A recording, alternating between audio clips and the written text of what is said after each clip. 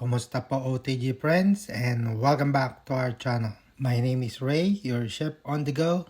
And for today's video po, may mga OTG friends po tayo na nagtatanong kung ano-ano daw po yung mga manning or shipping agency na in-applyan ko dati. And if you're interested, please keep on watching.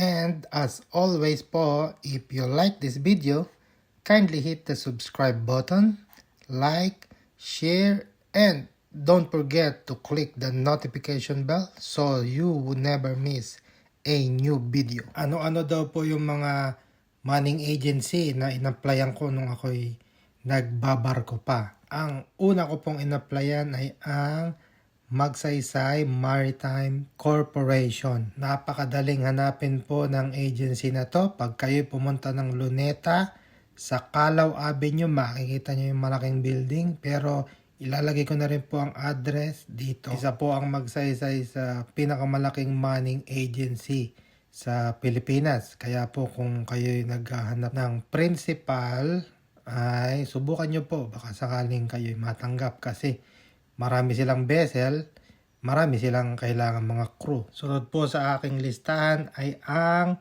North Sea Marine Services Corporation. Located po sila dyan sa Bradco Avenue sa Parañaque. Then, number 3 po ay ang 5-Star Marine Services. Pagpaba nyo po ng Pedro Hill Station, makikita nyo doon yung Aglipay Church. Maglakad kayo, diretso doon. May makikita kayo ng building. NFWC building. Yan yung dati nilang office. Pero ngayon po yung updated nila pala ay ito na. George Bocobo Street, Malate, Manila. I-shoutout ko dito si Popsi, yung aming crewing manager dati dyan. Hello Popsi. Tapos po ay nag-apply din ako dito sa Career Philippines Ship Management Incorporated. Palatandaan nyo po dito ay ang Victory Liner Station dyan sa may Pasay ha. At magawin naman po tayo doon sa may bandang pier, sa may port area. Nag-apply din ako dyan dati. Dito po sa Dolphin Ship Management.